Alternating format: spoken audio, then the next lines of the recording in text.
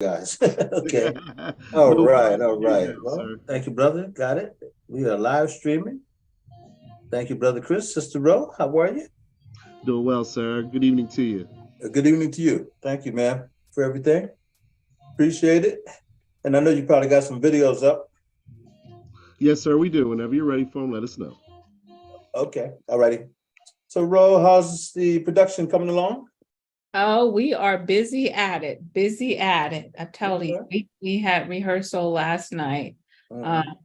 just kind of working on like the second layer of the acting part now. So, Mhm. you know, Yeah, got to do all the blocking first, and absolutely. Yeah. Well, so time is ticking here. You still have what, a about few 3 weeks? weeks. Huh? Yeah, I Yeah. said a few weeks. Mm-hmm. You got a few weeks there. We're all looking forward to it. Okay, so now I'm set to send my I talked to Brother Chris about this. I want to send an ad in and get in the booklet. Is it too late to do that? No, no, please Okay, send it in, send it in. I okay, give you all the information and who to send it to. okay. You will send it to me? No, I sent it to you. I've sent it to you Oh, twice. I saw that. Yeah, I actually tried to send it in, but it you have to have the attachment, the actual ad, that kind of thing. So let me Brother Chris, let me ask Chris real quick. Sure, go ahead, And I Dr. hope Gasson. the ad that you have with Pat and I, for the Writers Workshop, I think it is, and us standing together. I want to Yes, sir. send that and put that in the booklet for the play coming up. Yes, The sir. hair story. Yeah, could you send that to who do you have to send it to, Rob? You Oh, know? I'm gonna give you Janet Bixler's, wait a minute, I'm trying to pull it up now. Okay, yeah, Janet Bixler. Okay, So was Yeah, there any wording that you need to go with it or just the ad itself, Dr. Gasson? I'm gonna look and see because, wait a minute, let me go back to what I sent you. Cause, yeah, I remember seeing it, and actually I filled it out, and then I hesitated because I wasn't sure which side I was going to get. I wanted that ad. Can that be like a half page? Can you I make that think into a so. half It page should, for me, it Brother should, Chris? it should have all the pricing on there for the size. Oh no, the pricing. I already know that. Yeah, that's not a problem. It's just the dimensions. Sometimes people want this or they want that. Oh, That kind yes, of you thing, know. and the clarity and the resolution, all that kind of stuff. So I'll talk to Brother Chris about that later. But I like that ad that you have with this Pat Okay. and I with the Writers Workshop. Yeah, if Just that let could us be know the sent to them, dimensions and I'll shoot it to you or shoot it out to whoever we need to shoot it out to. I appreciate that. I'll get that to you then. No Thank you, sir. worries. Yes, sir. And so for the audience, if they don't know, we're talking about the hair story, a play that's written by Maria Chow and produced by her, and also Janet Bixler is integral part of that team. But also on the screen with me is Ro Brady, who is actually the director of the play. And so it's going to be a really fine production. Looking forward to it. And it's going to take place at the Gamut Theater, Ro? Yes, May the 4th, 5th, 6th, and then we have two school productions that are going to be on the 9th and the 10th. So if you go to the Gamut website, you'll be able to purchase your tickets there. And you can also find more information about the play itself on reclaimartistcollective.org. Okay.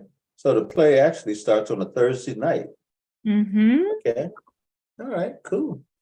Thank you, Brother Chris. He pulled it up. A choreo poem, original theatrical production by Maria James Chow. Yeah, those are the school day performances. Yeah, this is great. Tuesday, May 9th and the 10th, huh? Okay, Wednesday the 10th. Great, great, great. Yeah, we're looking forward to it. And so, that's what it's all about, folks, writing, producing, putting things out there. And that's, Harrisburg's own Maria Chow and Ro Brady. And also, Janet Bixler. What role does Janet play? I know she's part of the Reclaim the Well, Artists. she's a production manager. Yeah, Okay, she's production like all manager. the communications back and forth. And then we also have a stage manager, Hannah I always want to pronounce her name incorrectly. I think it's Akvik. Okay. Yeah, she works at Gamut, All but right. she's our stage manager. And for those who have never been to Gamut Theater, you really need to make your way to Gamut Theater. on May the 4th, 5th, and 6th at least, and check out Hair Story. It's going to be quite a production. We're looking forward to it, but also it's a beautiful theater, really nice community theater, and they do wonderful shows there. The Sankofa African American Theater Company has produced programs there. Gamut itself has its own theater company, and now, of course, we had this wonderful production from Maria Child, and we're looking forward to it. Oh, look at that! There's the production team. All right. And so There's my the production IG team. page.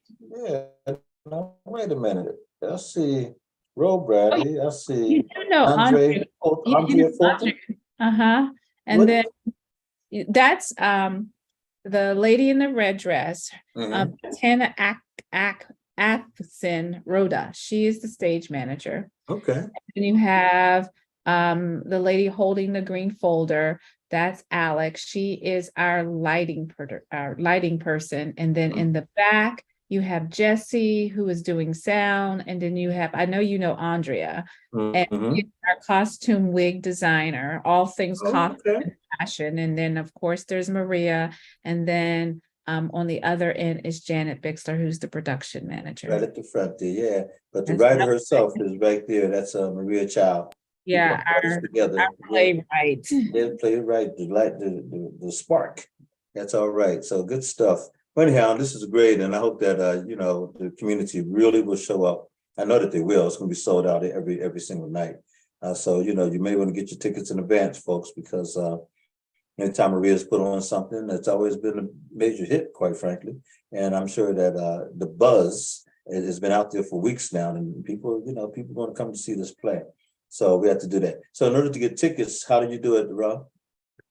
You can go to Gamut's website. Mhm. Go to Gamut and you can buy them there. And I know it's on a sliding scale. I think it's from 19 to about $35 or $36. Okay, all right. Yeah, so go to Gamut. Sounds They really are good. going quick, so I would get them soon. Yeah, we have to look at that. Yeah, absolutely. Absolutely. Got to look at that. Hey, there are a lot of things coming up in the area. I don't know everything that's happening, but I do know a few things that's happening. And one production we're working on with the Writers WordShop, and also, with Sneak Life Esteem in there as well. And that is that on May the 13th, from 2 p.m. until 6 p.m. at 900 South Arlington Avenue, we're going to have a major pre-Mother's Day celebration.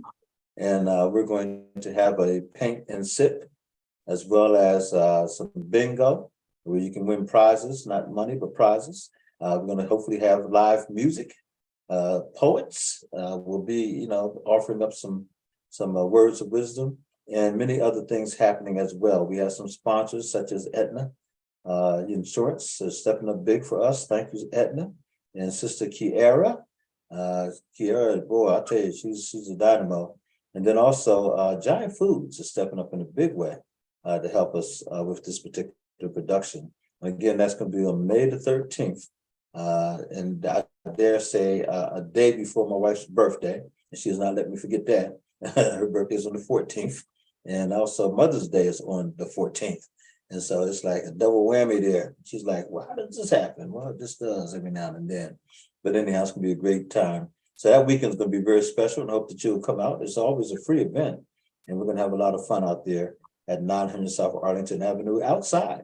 We're hopefully going to be outside. If not, we'll move it inside, but we hope to have it outside in the parking lot area there and have a lot of fun. By the way, I just want to show one more time, I'm so happy and proud of what we were able to pull off at the last minute, quite frankly, too, for our Easter egg hunt. Last Saturday. And Brother Chris, if you could pull up some of those pictures and video that you showed last night. I was doing a production here, a program, my Griot Collective, and Brother Chris was able to pull up some footage from our Easter production. And it was good to just see the community come out and support it the way that they did. And we hope to have more things like that. So I don't know if you get a chance to, Brother Chris, if you can pull that up, I'd appreciate it. And then the other thing is, don't forget that coming up this Sunday at the State Museum, we're going to have our annual Youth Poetry Showcase. And, it's going to be a lot of fun. But let me see. So here's the Youth Poetry Showcase right here. we're still looking for young people to come and participate and compete, if you will, for the prizes. You have to be 9th grade through 12th grade. First prize is $250. Second prize, 100, and third place will get $50. We also, I got to reach out to my man Tiger Rose. Tiger Rose is going to be, featured there.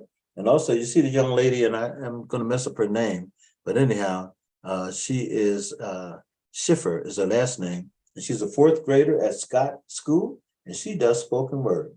And I understand she's really pretty good, and so we're looking forward to her. By the way, we met Tiger Rose's son. He's only 10 years old, and he is a dynamo. It's like, wow, he wanted to do poetry at our Easter egg thing, and we didn't have the mic set up at the time. But he said, "Oh, you know my father? Who's that? Tiger Rose? What? And he said he performs with his father. He's been doing it since he's been a little guy. So he had a lot of spark and spunk to him, and he apparently is going to be with his father on Sunday as well. Remember, it's free. It's at the State Museum. We will have some vendors, and we also have a lady who happens to be from Liberia, and we're hoping that she's a singer. By the way, she's a very well-known singer in Liberia. And she happens to be here in the United States now. And so I was introduced to her by my good buddy, Irving Smalls, the Reverend Irving Smalls. And we went and had breakfast together, and, just meeting her. She's a dynamite woman from the continent who, wants to establish herself here in central Pennsylvania. And so we're hoping that she'll sing for us. If not, we also have a program coming up on Juneteenth. And we said if we can't, make it work here, we'll, get her there as well. But those are some of the things coming up. We do have a Juneteenth celebration planned, and we're digging in for that. And once again, I want to thank Aetna Insurance for stepping up to help sponsor that event, and also Giant Foods said they will be a sponsor as well. And we're looking for other sponsors as well, because we want to bring people in who can continue to entertain us, like Mathilda Thomas, the great stilt walker and storyteller. We're just connect with her again, hoping to bring her in on Juneteenth. And some other things going on as well. So that's what's happening these days. But we all start off on May the 4th with Hair Story. The drama. It's going to be nice. Yeah. What else is happening, Ro? I know some of the things are going down. What else is going on? Well, I know I have to get the payment in by May the 1st. I was telling you about the Inkers Com. Yeah. Is a writers conference. It's all virtual. So that's happening. The payment is due May the 1st. It's $199. I looked at the agenda. Really, I got a lot of good stuff on there. They're doing one in, I want to say, July, the one that I go to every year. So I'm torn this year to the what is it? They don't call it the Slam Jam anymore. They now call it the Readers and Writers of Diverse Readers and Writers, INC. Okay. So they are having one. I'm not sure of the date, but those are usually that's the one that I go to every year. But this year I'm torn because Writers Inc. or Inkers Con looks like it's got some really good one. Well, one thing we have to do, we have to sit down, and it's been my fault, just kind of drag my feet here, but sit down and put some things on the drawing board to make it happen, because I'd love to see us do a writers conference and even make it virtual as they're doing, and get some persons like yourself and Wendy and others to help run workshops and go after some sponsorship for that, and let people pay to come to the conference itself. If you can pay to go to theirs, they can pay to come to ours. You know what I mean? So we can make that happen, and we certainly have the ability. And we need to get back to the anthology. We haven't done that again. And also Jesse Waters down there at Elizabethtown College, gave us an open invitation, and we have got to step up and take advantage of that as well. Oh, I would love to do another workshop sometime this summer. Our Excellent. church, speaking of workshops, our church is doing one, I think it's June the 1st. Okay. And they're pulling it together now. So I know I'm probably going to do a workshop with them. Okay. Workshop. Good, And good, good. Well, we certainly can make it happen. I said I was the other conference that I go to, I had talked to the chairperson and told her I would like to do one for them. Perhaps we could do one. I called it Tortured Spirits or Tortured Souls, how to write deep POV. Okay, Yeah, I like it. Taking your writing one step further and looking at internal thoughts of your characters.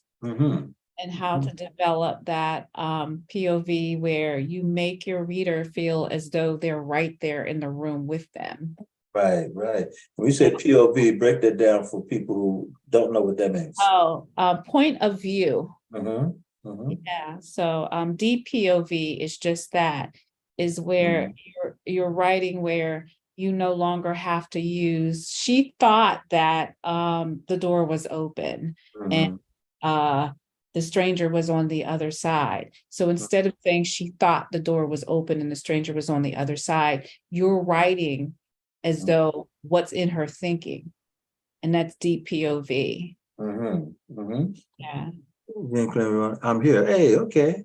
Hey, Queenie Clem just checked in. All right. There she is. I don't see her. Where's she at? Where? I see her. You do? You can see her? Okay. Queenie, I don't see you, but I know you're there. Let me see some on the view. Oh, wait a minute. Nope. I don't want to knock myself off here. Says show video participants as well. Can you hear me? Yeah. Okay, good. I wasn't sure. Yeah, this thing's been. No, I'm talking to my son. Oh, okay, good. Yeah. All right. Well, this is great though. Yeah. So these writers' conferences and things are, there's so many, people out there who want to write, who want to get, some instruction or some mentorship or whatever. And yeah, we just got to make it happen. So I love to be able to do a workshop and maybe pull together some others and, make this thing go. I think we can pull it off. I know we can pull it off. No question about it. We have as much experience as most people, been around for a long time. You've been a teacher. I've been in education. I mean, we can do it. Why not? Yeah, we should. I've decided, I said to Theo, I said, I just feel like I really need a break. So I decided I wasn't going to work this summer. So I will be home.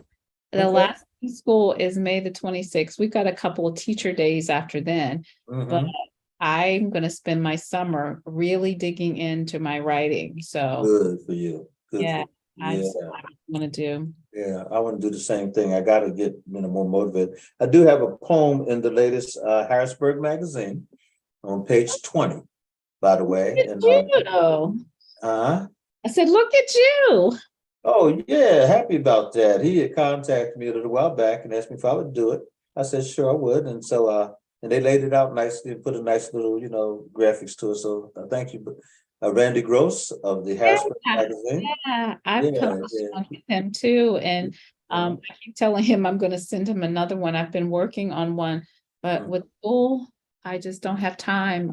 I'm working on one now about when I used to work in a nursing home. There was a gentleman there who was a Pullman porter. Yeah. And he would have his moments when he would tell me these stories.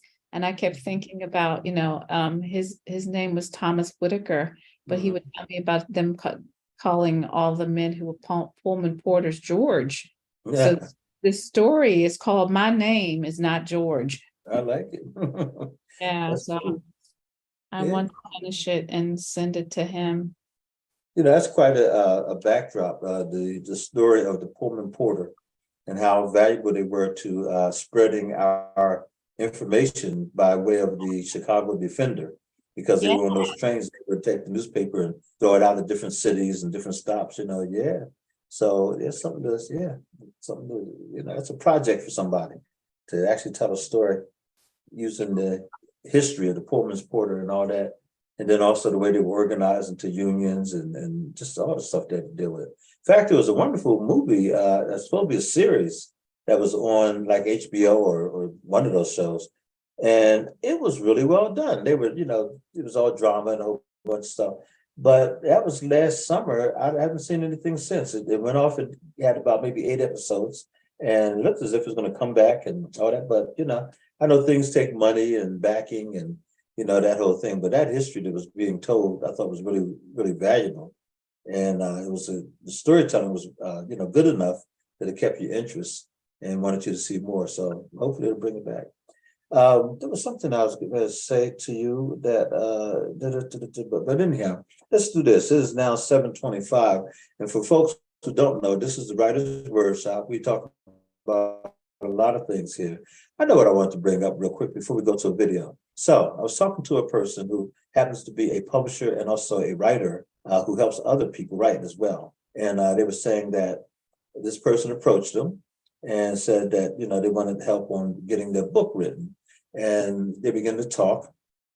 And I don't want to give anything away here, but the issue arose that this person has tremendous documentation. This is something that has far-reaching implications, by the way, for a lot of folks, especially himself. He's been fighting to get reciprocity and justice for the longest time. And now he wants to tell the story, and he's pulled his stuff together. The thing that the writer and publisher has concerned about is whether or not the person should use actual names. Should they actually use real names and incidents and places? Could the person be sued or a whole bit? I pointed out to the person. I said, "Well, you mentioned that." The person telling the story has attorneys, that they've been working with their attorneys. And you said that a few times, hey, Neil. Hey, how you doing? Good seeing you, man. Hey, Neil. Hi, Ro. I'm glad you're on. I want to get your opinion on this too. I was talking about a person who was telling me that they're both a writer and a publisher, and they also have done some ghostwritings kind of thing. So anyhow, they were approached by a person who has a tremendous story to tell. This is something that's been going on for years. They feel like they've been duped and also taken advantage of, and now they want to tell the story and talk about how they should be paid, back royalties and all this stuff. Well, anyhow, they want to use real names and incidents and just tell the whole story. The writer and the publisher is saying, I'm a little bit concerned that you're using real names. These people are very much still alive that the person's talking about. How do you feel about that? When people are writing these sort of like tell-all books and that kind of thing. Would you, let me just put it this way, would you write a book talking about incidents and things that have happened to you and use real names and information? Or would you rather sort of, code it and maybe make it more of like a story, but telling actual facts? What do you think? Well, you step into that kind of arena, man, you better have your facts lined up, or you're gonna have lawsuit. Yeah. You take a risk of being really sued. You really better have your stuff, locked in. 100. It better be 100. Because if it's not, then you're going to be you're gonna just open yourself up to be really sued. Okay. And so, but if I was in a situation like that, it's hard to say. Depends on what my motive is and what I'm looking to get out of it. If I'm trying to expose some people specifically, I wanted to come out, then I'm gonna lay it all out, and I'm gonna be ready to go to court if they decide to sue me, or I'm going to sue them, because if this stuff happened, then this person should be suing them. And maybe has, and maybe it's tried to, in fact. Yeah. This thing started back in 1972, by the way. But go ahead, bro. I was gonna say, thinking about, like us little peons of not the, like the superstar celebrity status, of how when a big celebrity writes those big tell-all books, of how controversial they become. You know, you've had plenty of stars who decided like, oh, I'm going to tell all about my ex-husband or my ex-wife. And they even get the rack for doing that. So I don't know. I think it's where writing is a creative, you know, something that you do creatively, but I think whatever your motive is, if you know, if you're going to do that, you're going to have to think there's going to be repercussions for doing that. Yeah. Yeah, this person, I'm just, like I said, I don't want to give anything away here, but this person basically is saying they've pretty much exhausted all the avenues, I guess, and that these people don't seem to care and they've been getting away with it. So it's like, hey, you know, let me just lay it out here. But I get, you know, yeah, could they be sued? Sure. I guess you can always take a person, even if you know it's true, you might decide I'm gonna sue them because, you know, the slandering that. And then you got to battle it out in court and all that kind of stuff. It's crazy. But there are plenty of books out there that's like that, though. People who actually use real names and all that. But, you know, hey, I don't know. It is something to think about. Yeah. I was going to say, my book, Scarred, of course, I have the person's permission, but there's a character that's, the character doesn't look a thing like the person, but I use their name. And it's a friend of mine that I've known for over 20 years. And I said, I need a really interesting name. And he was like, yeah, sure, I don't care. You know, you probably know Ed Proctor. He used to have the pie shop or the bakery down. Yeah. Okay. We've been friends. Me and his wife Nora have been friends. Our families have been friends for years. And when I was writing that, I said, this character's name is Ed. And it was like, I was just stumbling around for a last name. And I said, hey, can I use your name? He was like, oh yeah, you know, like that kind of thing. Okay. Didn't care. And I said, you're in my book. And I said, you're in fact, you're in a couple of them. He was like, oh yeah, that's great. He thought it was, you know, fabulous. I mean, I do something like that. Like my stories are loosely based on real people, but fortunately, most of them are all dead. Oh boy.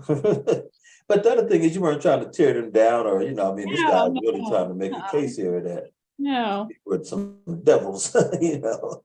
But yeah, but the crazy part is got some serious documentation too, you know, serious documentation. So it's like, wow, okay. But then I agree, you know, you have to be careful though. And you also have to be ready. You know, if you're going to tell the story, be ready. You know, just stand by your story and also be willing to face whatever wrath comes your way. And if the truth is on your side, what are they going to do? You know, what they're going to do. But anyhow, interesting. I just thought I'd just throw it out there. Let's do this. Brother Chris always brings up videos and stuff, and we appreciate his work. So let's have our first video for the night, and then we'll come back and just, you know, kind of go into whatever it is that we want to rap about tonight. All right.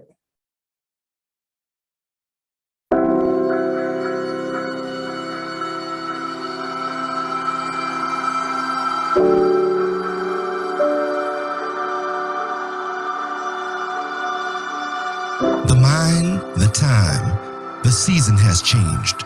No more solstice, fighting for happiness in the midst of the madness. Fortunate to be living in these times of sadness.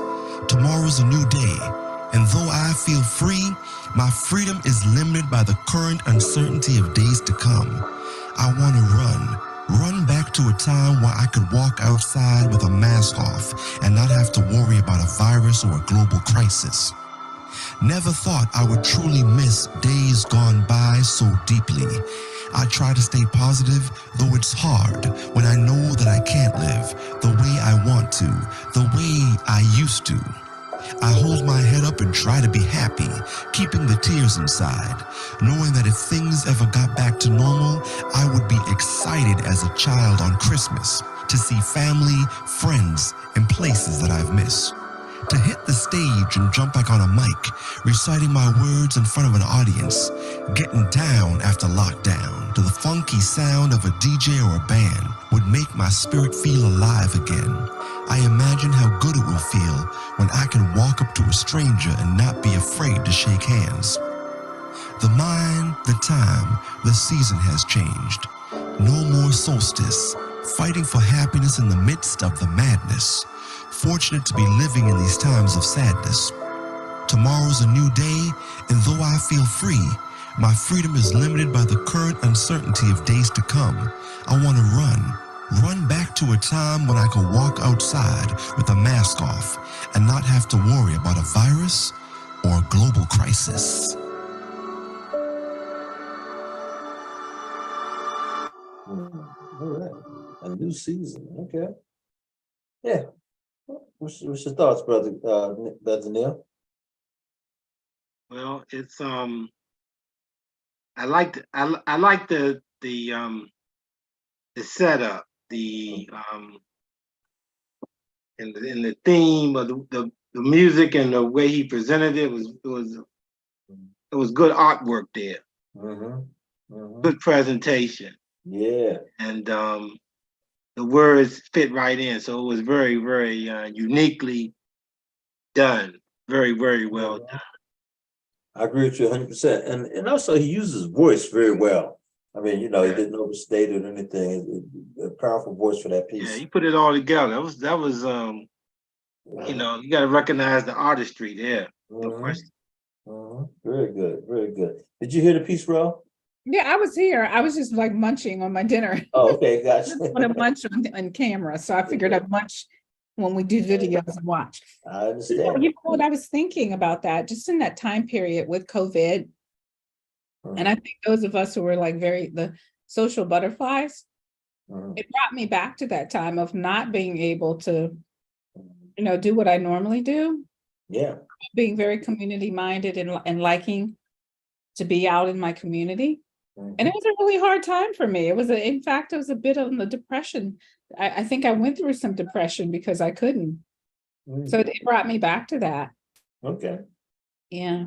Amazing that you say that because, I was, I won't say depressed or anything, down for a second, but I discovered the Zoom. I mean, really discovered it, even though we had Zoom, it's like, wow, all of a sudden I was doing my training on Zoom, doing some Zoom stuff and just kind of, sitting in front of the mic, doing some Bible study and reflection and all that. And start meeting people like Brother Neil and, Queenie and others who knew if we didn't have this mechanism, we probably would have never connected. So I hate to see the pandemic because, of course, I was working in the hospital, seeing people actually die and all that, and then worried about yourself getting it. But at the same time, there were some things that happened that, if you want to call it beneficial for me, it's like, hey, yeah. I think for me, it was like, because I'm the type of person that doesn't like watching the news puts me in a state to write. But I think the devastation of every day hearing about all those people that were passing away. Yeah. So I maybe depression wasn't the right thing, but I was in this place of when will the world get back to normal? Yeah. And it bothered me a lot, I agree with you on that. I mean, you just couldn't go to the restaurant you wanted to go to. You couldn't do certain things. Yeah, it just, real crazy. Walking around with a mask on all the time. Yeah. And I remember because I was writing a lot. I was blogging, in fact, on Facebook. Every day I would go for a walk. And especially on Thursdays when it was trash day, I was always amazed at what people would put out in front of their houses. I was doing this blog about the unusual things that I saw. But I was also on the fact that I'm one of those people that speaks to your neighbors, and there was nobody out. Like I would walk like at 6 o'clock in the morning, and then I'd walk again later on in the evening. And neither time I would encounter anybody, and how I felt like the world was such a lonely place. So I wrote a lot of poetry at that time, and I was writing a lot of short stories. Yeah. So I guess it was cathartic. But it was also a period of creativity, but it's also for me, it was also a period of sadness because I thought of all the people who had lost loved ones. Yeah, no question. I'm still trying to get over that image of you walking 6 o'clock in the morning by yourself. I would just walk around, like our neighborhood in the summertime, but I'm a walker, Okay. I can't wait until school's out because I'm going to be back on my walking every morning before the sun comes out. Yeah, okie Well, you remember the bridges, about walking all the bridges in Harrisburg. You know what struck me? It just, and this is way off the subject, but it just hit me. We're watching World News Tonight. You know, it comes on up here at 6 o'clock and everything, 6:30. And so it ended by talking about the closing, the final curtain of Phantom of the Opera that's been on Broadway for 35 years. Oh, wow. I was shocked to hear that. They said it's been on Broadway for 35 consecutive years. And that doesn't seem possible. But time is like, phew, you know, I almost remember when that thing opened, and now it's been 35 years. My goodness, yeah. And they said the pandemic really hit it hard, and you know, they've been trying to, you know, but it never really did bounce back. So they're closing the curtain for the last time. I think tonight's the last or whatever. Oh, wow. But yeah, My daughter loves, she knew all the songs to the Phantom of the Opera. She is like a true theater bug. Well, we both are, but she would go around between that, Cats, and Rent. Those were the three that she sang all the songs, like every day, constantly. Well, I tell you, Pat went up to see along with a group of women from Harrisburg here to see MJ. That's the name of the Michael Jackson biopic that they have up there, and they said it is fantastic. It shows a lot more about his life than we knew. And I went online last night and was just looking up a bit of it to see, you know, if it's playing, then it is, and you know, maybe go up to see it and that kind of stuff. Well, they had a little clip, and the clip, You got the clip? you know, the piece that I saw drew me in. I was like, I got to see this. Yeah, Pat said it's really, really well done. And the guy that was doing it, I think he's leaving now. He got all kinds of accolades and everything. And they have a new person coming in. We were going to see. Huh? I thought you had the clip we were going to see. Oh, you know what? He could probably pull it down. It was on, what did I see it on? Facebook? Was it on Facebook? Yeah.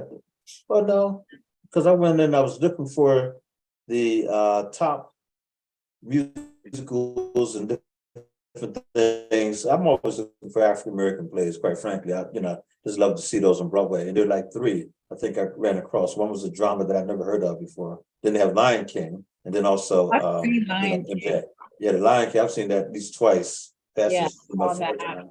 But I can see that over again. That's really a spectacular. Yeah, that was really amazing. Really well done. Yeah, I didn't think the color. Have you seen The Color Purple? Oh yeah, absolutely. We actually caught that on Broadway, but also caught it at Hershey. Hershey brought the whole thing here at one Yeah, I point know. too. I saw it in Chicago. Yeah, Chicago too. Yeah. Yeah. So, Brother Owens, what's going on in your neck of the woods, man? I know you're writing and you know got some things cooking. What's happening? Yeah, I'm just writing, man, and yeah, just writing. All my focus right now is just basically on the writing. I'm not really like I said, I'm on writing another book. The book, The Storyteller, is done and is ready to be published, but I'm just not going to publish it yet. Okay. Oh, wow. Yeah. And yeah, but that's good that you got it finished though, and you're pleased with. Yeah, that's done. It's all edited, it's done. It's been reviewed. That's the one that got the review from Reader's Favorite. Yeah, I saw that. That's right. Yeah, I did see that. Fantastic. Yeah. Oh, by the way, before I forget, I need to sneak this in here. You know, we just did the AXO Awards, and we announced the winners, not the winners, the medal winners, last Saturday. And it was a really wonderful, you know, event in terms of bringing out all the people. And we had 16 gold medals. That's the most we've ever had. Yeah, 12 was like the most I think we'd ever had before. And this year we have 16 gold medalists. And the folks were really, really good. And we're going to take all of them to Detroit, not Detroit, I keep saying Detroit, Boston, Massachusetts in July. And so, you know, we're looking forward to that. Yeah. Another thing they did this year was that they gave big cash prizes this year also. So anyone who was a senior was able to get $500, but if they won a medal, they also got an extra $500. And then there was something else that they, you know, so I know one person walked away for like close to 2,000, like 1,800 to 2,000, whatever it was. And you figure 16 people getting a nice chunk of money, that's some fundraising for you, you know. But really, they did a great job. Okay, there you go. the AXO program, award ceremony. Yeah, it was great. It was at the Whitaker Center. Okay, there you go. That's me sitting on the end, the far right, looking like I'm waiting to go home somewhere. But it was great though. I enjoyed myself big time. And that's Cowboy Brother. And that's the young lady there. She works for Giant Foods, I believe. And she's a Dynamite community activist. Aisha Noor. And Yeah, I know her. yeah. Met her when I was working with Joyce. Okay, yeah, there she goes again, along with you see Lillian and the young lady between the woman on the left and then Lillian, who's still in the middle. That young lady won the poetry performance category. And by the way, the gentleman on the far right, he's Commissioner, Dauphin County Commissioner Chad Seller. He was one of our judges. And so that was in the lobby area there, right before the award ceremony, or right after. I think it was right before. And then, then you see the little program books, but it's a great audience, great food even. And then also the program, which went a little bit long, if I have to say so myself, was very well worth it though. By the time we got to young people, they were ready. And also, they don't know that they're winning until that night. No one knows who the winners are. I mean, little of us on the committee, we knew, but none of us open our mouths. And so the young people sitting there waiting, anticipating, and boom, they got their names called. They were, excited. So, and we are going to probably take a bus up. It's I think this is a 6.5 hour drive, by bus from Harrisburg to Boston. And I was shocked. I said, okay, it's only 6.5 hours. That's not bad. But to take that many young people up, and they're going to run into a sea of young people from around the country, close to 1,000, I understand. And they stay in the finest of hotels, and they really treated them like royalty. Really, it's a great thing. So hats off to all the students who participated, which was a lot. We had a large participation of students this year, and then they have 16 medalists. It was like blew our mind, I'm so we were sorry I from missed it though. Yeah, well, you've been a great, judge for us over the years, and we know you'll come back. You had to do your job though, and that is being the director of this wonderful play, Hair Story. So we understood that. Yeah, no question. Yes, indeed. What we ought to do one day though, Neil, we need to get a little caravan together and come down to the Carolinas, come down to North Carolina and do something down there on location, man. See what it's all about down there. What part are you in? What are you closest to? The biggest city you're closest to? Greensboro. Which one? Greensboro. Greensboro. Okay. And Greensboro is where a lot of the sit-ins took place, right? Mm-hmm. Yeah. Yeah, that's the story. Summers in Greensboro. My father was from there. Oh, Every summer we would go back to Greensboro. wow. Yeah. That's why I like writing about the South. Yeah, my people were from both South Carolina and North Carolina. My grandma was from North Carolina. My dad actually was out of South Carolina. He was born in Jamaica, but he lived a lot in the Carolinas there. And so, and I enjoyed was it Charleston? Yeah, Charleston, South Carolina. I really enjoyed that. That was great. But we also go down to Charlotte, North Carolina. That's where Pat, she grew up mostly in Charlotte and DC, I think she was actually born in Charlotte, but then they moved very quickly. She was like maybe 2 years old or so to DC. So that was most of her life there. But yeah, interesting. Ro, I know you're always writing. I don't know if you have anything that you would like to, lift up tonight in terms of your writings. Someone may not have heard your work before. And before I go on, let me say this real quick, and then Ro hopefully will, give us something. Kwame Alexander, who has been here at the Writers WordShop a number of times over the years, is now just a hot author. He's doing all kinds of poetry and different things. He has a movie now on Disney that's an adaptation from his book called The Crossover. And so I've seen him all on Facebook talking about it, this and that. But hats off to that brother. He's been plugging at it for a long time, and he's really hit pay dirt in terms of national recognition and all that. But crossovers now in a series on Disney, Disney Channel. So check that out, okay? His name is Kwame Alexander. We got to get him on here one night. I love to talk to him and see how he's making out. He's hot, so I know he is always doing something. But I love to see him come on and talk to us, tell us about what he's up to. So okay, good. So back to Bradley. Come on, bro. What you got for us? Well, I was trying to find something that I have not read in a while. So I think I'll read this one. It's called This One Thing. I begged you for it, stopped you in your tracks, holding your heart hostage in what I thought was a grip so tight that I held your life force. You turned your back on me, you walked away, not giving me another thought. I heard the laughter slowly seeping from the crevices of your inner spirit that tore at me, leaving gaping holes where parts of me fell through the floor, dripping with the blood of self-hate and doubt. I tried washing away the pain of it all with shallow promises, misguided thinking, and bits of bitter kisses you left behind in scarcity. Others saw my wounds, but they also had theirs to tend to, leaving no time for kindred souls to cling to one another, gathering the nourishment of comfort. I asked with mournful longing, pride stripped to the bone, no muscle tendons of hope, hanging on by threads of jealousy, envy, and lust. I wanted little, never asking for more than a spoonful, a drop of decency, a pinch of compassion was all that was needed to be considered. Just this one thing, nothing more, nothing less than what your heart was capable of. It's what I believe to be true and honorable. Where is the honor in this, I ask? Just this one thing.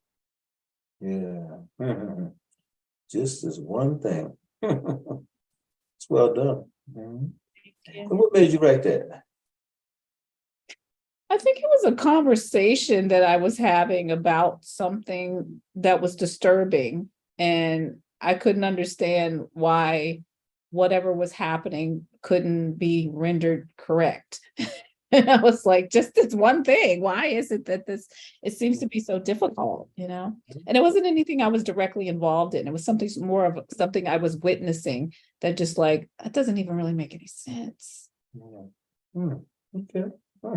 A lot of those words were, a lot of those words stood out. And the one that grabbed my attention right away there was several of them. So it just wasn't just one, but several of them did. Nourishment of comfort. Mm-hmm. I really like that. Me too. Oh, thank you. That is well said. Yeah, nourishment and comfort. Good stuff. Well, look, there's so many avenues. We're losing one here in Harrisburg. Ro and I both were writing for the Black Wall Street of Pennsylvania, and we understand it's getting ready to go away. They have got to, let it go. And it bees that way sometimes, as they used to say. It takes money to produce these, venues. In fact, I was mentioning that I have a poem in the latest Harrisburg magazine, and I went down to get a few copies. And Randy was telling me that, it's a thinner issue this time around. And he said, and they're working and fighting to get more, support, ads and stuff like that, because it takes that in order to make it run. It takes money. And so, see, by the way, also, the Jet magazine's coming back. Did you hear that? Oh, I used to love the Jet magazine. Yeah, Really? Jet magazine. Is it going to be like the original Jet It magazine? looked like it. They had a lady on the front cover, and I think she's the person who actually bought it. And she's relatively young too, by the way. And she's going to do a feature. They're doing a feature on her or something like this. But they said to bring back Jet magazine and show the format, the cover, everything looked the same. So that should be cool. Yeah. Same, Would you say? same size? Well, you know what? Based on what I saw, it looked like it's the same size. Yeah, looked like the same. Just she's recreating Jet, taking it from scratch. Whoever bought it. Now there was a gentleman who bought the Ebony magazine, but I'm I gotta say I thought for sure the way they announced it and all that kind of good stuff. I think it's a former football player, and he was going to have this thing out and rolling. It's been over a year now, or it seemed like over a year that he made that announcement and supposed to pay $16 million for the rights to Ebony magazine. And I'm like, bro, you got 16 million. No, okay. But anyhow, yeah. So, but I haven't seen hide nor hear of it. I don't see Ebony. He only paid 16 million. Wow. I know I only didn't know Well, that. actually, I take that back. It wasn't the Ebony. I did buy Ebony not that long ago. It had all these women on the front cover, but it was a special issue. It wasn't just the monthly Ebony magazine. It was some kind of special draw out. But yeah, to take I 16 was million. joking. I said he got it before I did. He only paid 16 million for it. Man, a drop in the bucket for some of us. Oh, absolutely, absolutely. And there are some people out there who truly are, and it's us. That's just a drop in the bucket. Yeah, a When drop. I think about that, they did a piece on Johnson, who bought BET, and then him and his wife split, and they split $3 billion. And so both of them walked away with $1 billion. And so there was this debate about whether or not she was the first black female billionaire, or was it Oprah? And a lot of people saying Oprah, but then actually her transaction went through before Oprah's did. Now she got hers by way of a settlement kind of thing. And Oprah, she worked the butt off it. I ain't saying that Miss Johnson didn't either, but then she went into the hotel business. This Johnson, who was married to Robert Johnson, and she has these spectacular hotels that are black owned, and a lot of people don't know about it. But I think and they were all throughout the South and other places, doing it up. But we don't know about our black billionaires and people. We don't always know about them, but we should.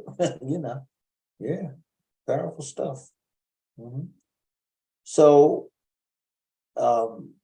writing tip.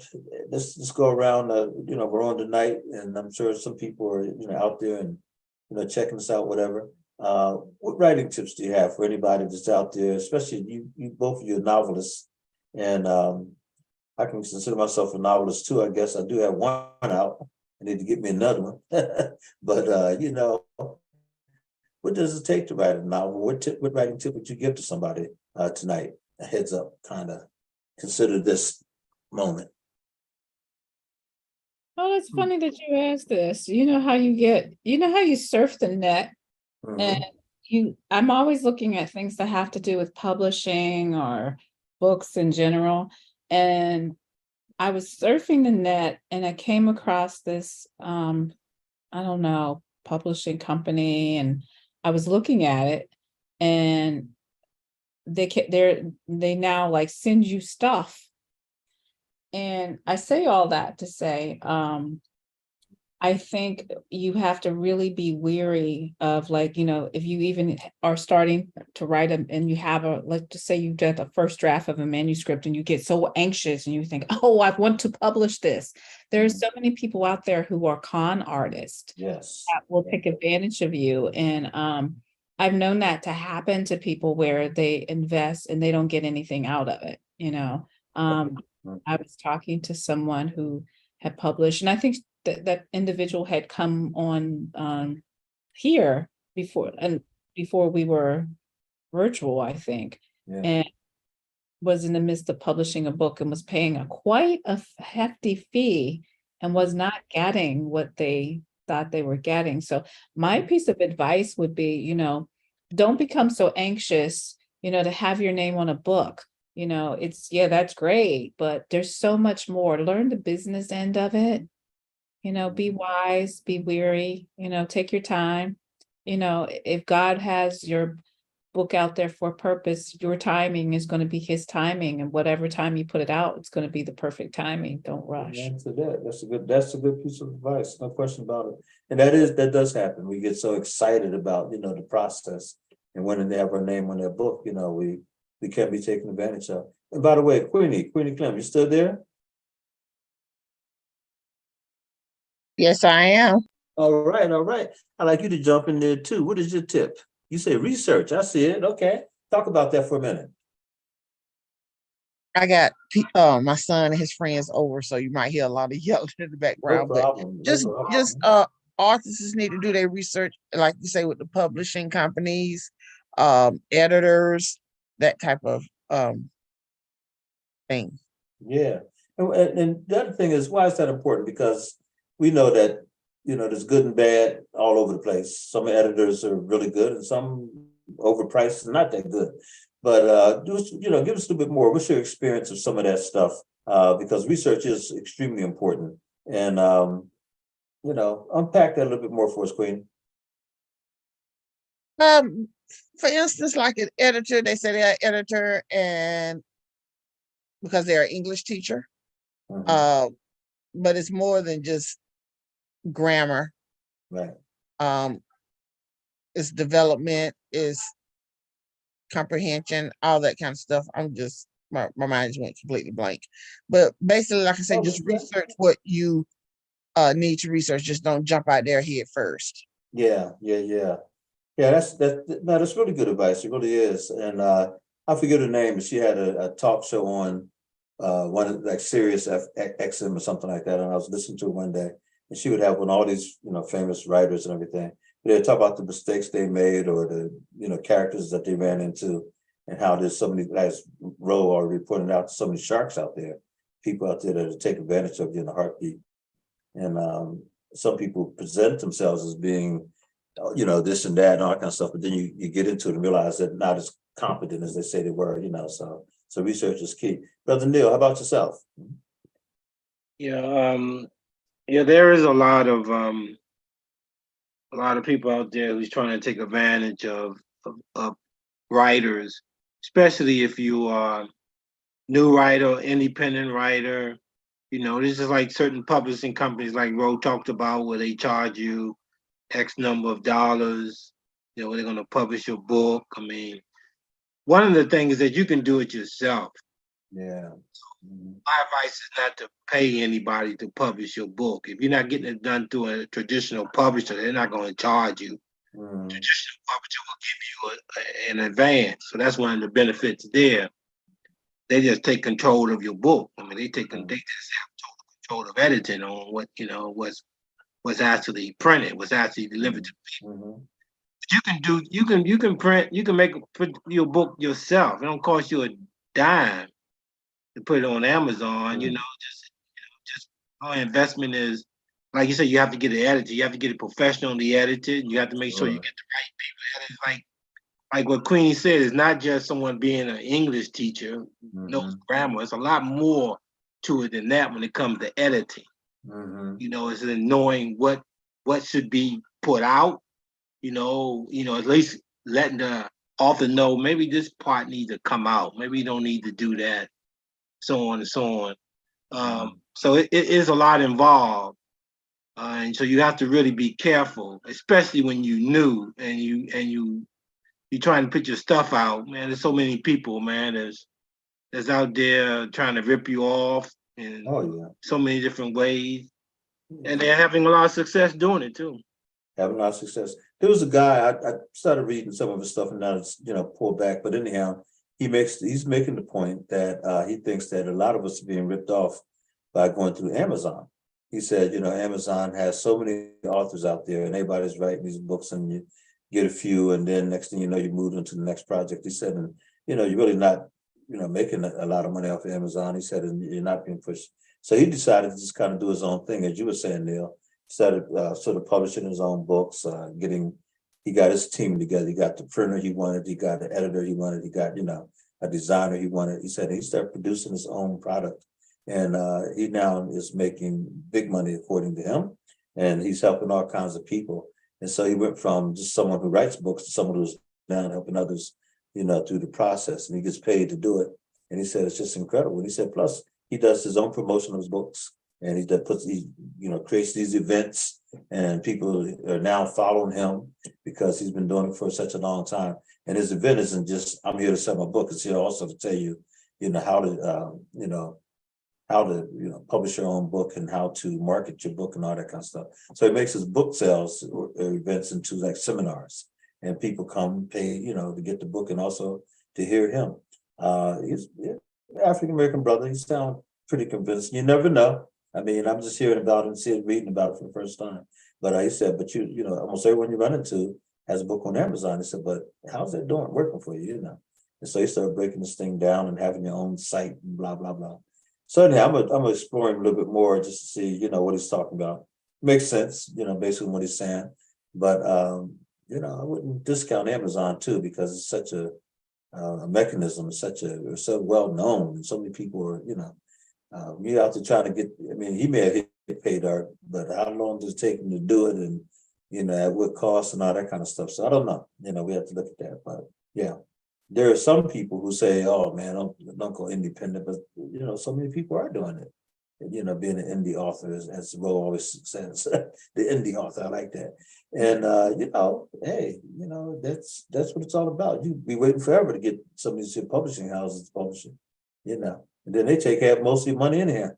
And there's one guy said that he didn't have a clue where his book was being sold most of the time. So they could be selling that thing in China or anywhere. He said, "How do you know? You have to go by faith. They send you royalties and all that." He said, "But hey, how do you know? Really know?" So I don't know. Well, it depends how you set up, Mhm. because there's two things. There's like you got Ingram Spark is Mhm. where that distribute all over the world, and it's where definitely with bookstores and libraries, they're able to get it through Ingram. And Ingram has a tracking system where you can actually track your books as far as the sales and so on. The But same his thing on book was, you can Amazon. only There's a as long tracking as system where you can actually track, and they can actually look and see how many books that you sold, But how if you many go books you around sell. Ingram Sparks and you like, let's say a company, let's say you publish somebody and you have that person's book on Ingram Sparks, you have them on this, having that, but then you go around and make some side deals, like you said, he kept using China for some reason. And he said he actually had, evidence that this happened. He said they were selling his book big time. He was a children's author. He said, and they just, ripping Oh him. yeah, well you can get some of that. Oh yeah.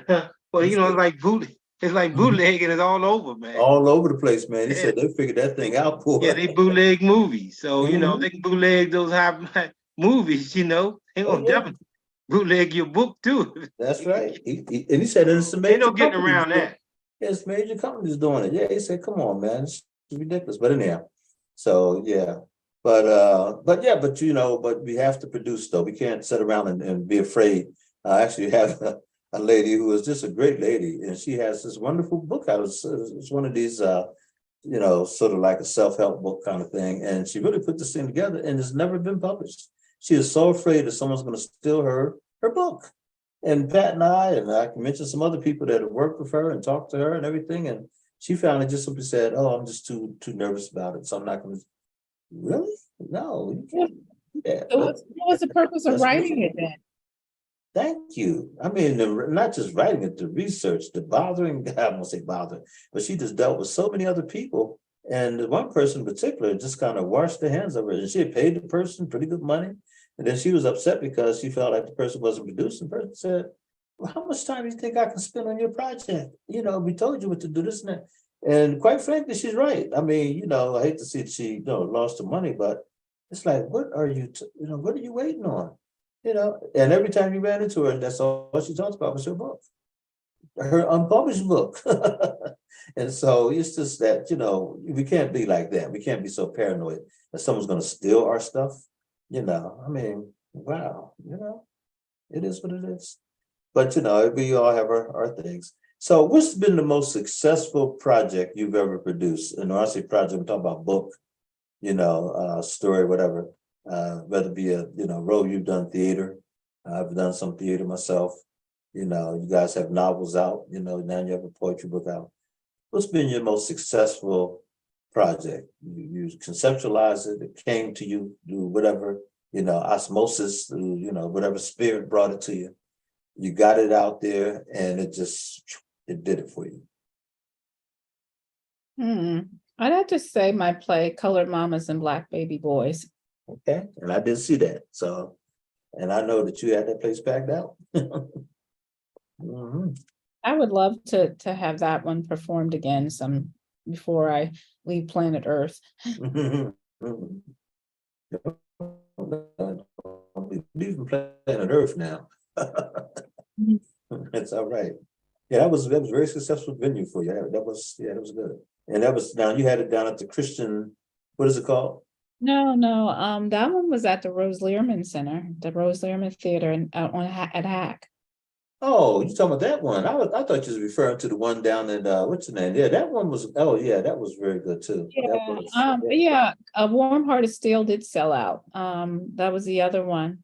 Mhm. I guess there's a toss up. Warm Heart of Steel was my first play. Colored Mamas and Black Baby Boys was the second play. And then the third play I did was Oh Snap. And then I did that it was basically a high school play. And all these plays I would really love. Like I would love to pitch this Oh Snap again to the drama, maybe the drama team at a high school. The Because only thing with Full Snap, and I will say, you just because you're a good writer, you have to get the right actors and director, for that. Because without the right, it doesn't matter how well written it is, whatever. If you have people that aren't committed to the craft, don't do it. I'm telling you, and that was, just no knock, but I've just seen local theater. And I know, and I've seen all your plays, and I know when you had a really good cast and when you had a cast that kind of was like not as committed. And I thought, what's going on here? And I felt buzz. It was a younger cast. A lot of those were CASA students. And the one guy though was not a young guy. He's a nice guy, like him. He's a great guy. But I remember he kind of walked through his lines, and I was like, "Come on now! I know you know better than this." And it was kind of, almost kind of comical. But anyhow, but I really enjoyed. Oh, come on now! What's your name in your play? Oh, Tamika. Oh, yeah, Tamika is really good. Oh, Yeah, she's good. Yes, I was really surprised. And that yeah. was right before her husband passed. I remember he was so pleased with, that. Yeah. Yeah, That was really what sort of bonded us as friends was, and I remember because it wasn't too long after the play, and she called me. He was in the hospital at the time, yeah. and I said, I'll be there. Who's there with you? And she said, Mhm. nobody. Yeah. And it was one of those. I never take it for granted when somebody invites me into the intimacy of their life like that. Yes, yes, yes. That's well said. And that's exactly what happens. People invite you into the intimacy of that, and you don't understand that. It's like, this is very precious ground you're walking on. People don't just open up like that. And Yeah. say, please, journey with me. Yeah, that was powerful. Yeah. How about you, Neil? Your most successful project? Well, it'd have to be my debut novel, Mirrors of Life. Mhm. I would say that is the most successful in everything, in revenue and in just the accolades, the recognition. It was big thing, man, because you had so much negativity that you dealt with going through it and doing it. And putting faith in stepping out, man, at such a late age, because I was an executive and I resigned to do this project, man, to follow this thing, and it wasn't very popular among people that I knew to step out like that and to do this, man. But it was something that I wanted to do, man. It was a passion, and it was just time to do it. Sounds good. That's right. So I had to step out and do it. And I couldn't do it part-time. I had to just put it all into it. So I did. It took a long time. It was 5 years, man. It took 5 years to finish that project. But I rewrote it probably about 1,000 times. Yeah. but I was patient and I just dealt with it and went. And when it was done, it was very. I mean, I was shocked to get. I won 3 awards for that book, and I was very, very, I was surprised, man. I was surprised that it would be recognized for that. I just, so it was that was the most. So I'm very, very happy with that project. That's excellent. That's great. But there's so much more you want to get to, and there's so much more avenue because I want to, my goal is to sell 1 million books. That's my goal. And I want one book to sell 1 million. I don't want to write 1 million books and sell 1 million. You know what I mean? I want to write one book that sells 1 million copies. Oh yeah. That's my goal. And a lot of it is really just exposure, man. I mean, that's just the whole thing. It's just the marketing. It's just exposure. That's something. That's the big thing you have to do as an independent, because you got to invest money, like I said, in advertising and commercial and all that. It's a lot of money involved. You add up. If you got $30,000 to put up into marketing, you can have a bestseller. Doesn't really matter how good the book is or not, man. Because a lot of people just go and deal with the marketing. I will tell you, this guy, I'm trying to remember who it is. This guy said that he literally had sold something like 20,000 books, and he was just filling himself. He said, man, I mean, and he really hustled. He did exactly what you're talking about, the money, the investment, the whole bit. And he never in his wildest dreams think he would ever sell that many books. He said, but he had a chance meeting with this guy who knew Oprah Winfrey. And he convinced Oprah that, hey, this guy's on to something here. He has a good book, blah, blah, blah. So Oprah, literally, without him even knowing it, kind of, hey, this is a book, this is a new author. You may want to, check this out. He said, almost it seemed like overnight. He said, of course, it wasn't overnight. He said, but I sold over 300,000 books. Yeah. Oprah Winfrey simply mentions my book, waves the book, talks about it. He says, and it wasn't on her major show. It was just like, one of her broadcasts or something like that. He said, the reach that this woman must have. He said, I went from, like you said, 20,000 thinking I was doing something. He said, to 300,000 copies, man, come on. And counting. That's it. He said, incredible. So a lot of times, it's also just being positioned. And like you said, knowing who you know and being exposed and all that kind of stuff. Yeah. One guy, they talked about this guy, he did a book. He was up in New York City in the subway. And he's, I guess he's a jazz man or something like that. But anyhow, he's playing, people throwing money in his hat. And he's been doing this forever. And he kind of got discovered as a nice little, this guy can play and he can sing. And so this guy, begins to, well, the main thing about him was that the guy who stopped him and really took an interest in him wanted to tell his story. So he asked the guy, hey, tell me about yourself. And the guy started telling the story. He writes about the guy in a major article. And this guy just blew up, because all of a sudden people were, hey, that's the guy who's down the subway all the time. They didn't know his story. They just knew he played well. But when they knew his story, now all of a sudden they want to sponsor him. They want to bring him in, this and that. So sometimes it's you. It's not so much your book, but you got to tell your story. And that's another piece. I went to a workshop in, I think we were at Howard University. And this person said, remember, the author sometimes is as important as the story. He said, because you're the fascinating person. When you tell that story, they said, well, they want to know who's behind that book. So, we hear about Steven Spielberg.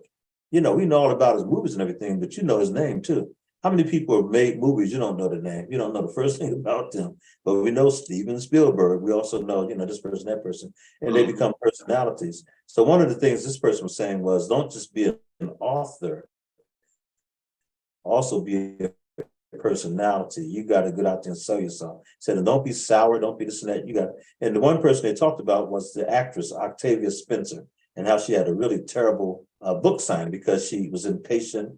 She got upset with her staff. People came up, she was kind of angry now, and she was almost like just signing it and handing it to them. And then someone made a comment and she said something real flippant. and people literally start walking out of line and putting the book back down. And they say, "Oh, I'm not going to whatever." And when her staff tried to say to her, "What are you doing?" And she said, "Oh, listen, blah, blah, blah," and then just abruptly ended the thing. I mean, she's a great actress, but now trying to sell that book, and they said the book was actually very good, but people not associate that attitude and her personality with that book, and it's like, hey, I don't want to get her book, So that's the other thing we have to work on. We have to work on being that personality. I noticed that Kwame Alexander has a tremendous smile. He's always upbeat. He's with all the kids. I got to give him credit, and I've met Kwame many times. He's just a real deep dude. Now he's very much of a businessman. He actually came into Harrisburg, and we did a major conference together down at the State Museum. But it was all about the business, and he brought in, Victoria Raoul. We brought in Sherman Hemsley. He brought in, Thelma from Good Times. I mean, all these people had books out at the time. He had all these stars in here, but he was all about business that day. And I remember thinking, okay, all right.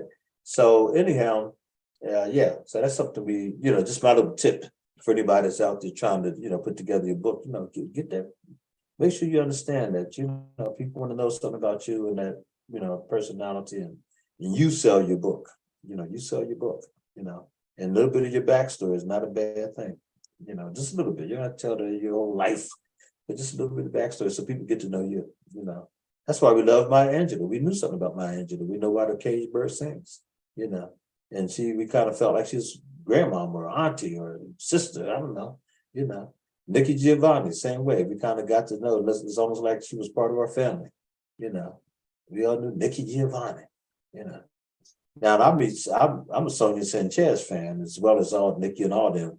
But I remember being with Sonia Sanchez at Westchester State College, and she was also there with Mary Obedelli. And the question was, why aren't you as famous as or well known as Nikki Giovanni? And but she was all about the revolution and this and that. Whereas Nikki Giovanni had, she had the jazzy, blah blah, and she was about revolution too, but hers was more pop and gospel music behind her and all that kind of good stuff. And so it sold, it took off, and then she had the big fro, and and all that. Even when she went to South Africa, when that South Africa was supposed to be off limits to all the artists, they still kept and gave her a pass. They kind of like, man, Nikki, you crossed the line here. But so yeah, interesting stuff.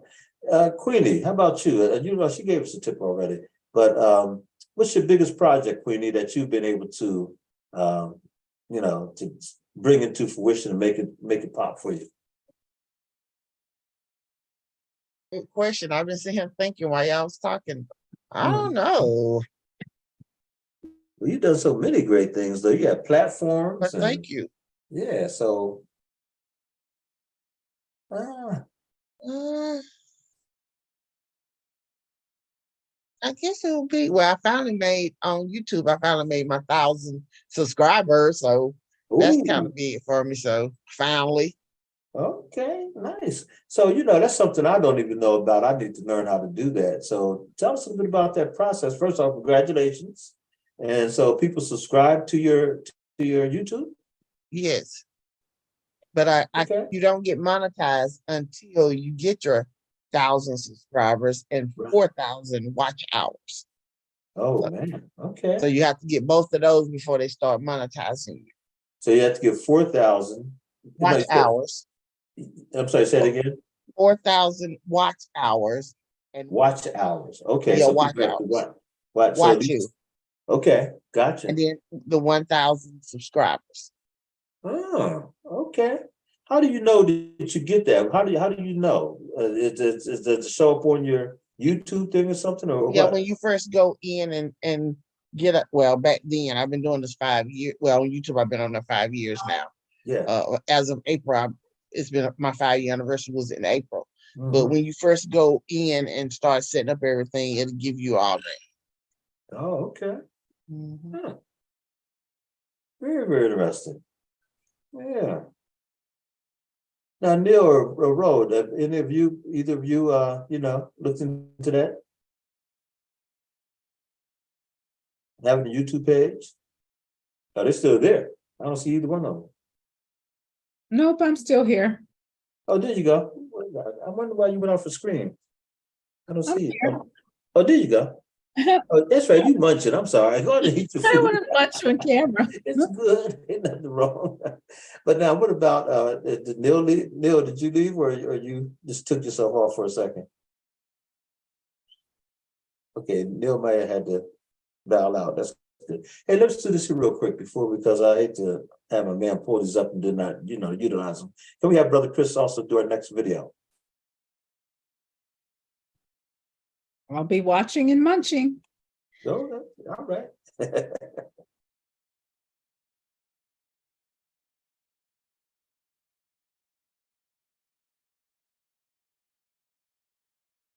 Brother Chris, are you still with us? Yeah, I'm still with you, Dr. Gadsden. My apologies. Had some internet issues here. Okay, Oh, here it okay, comes no now. problem. I'm just not a problem.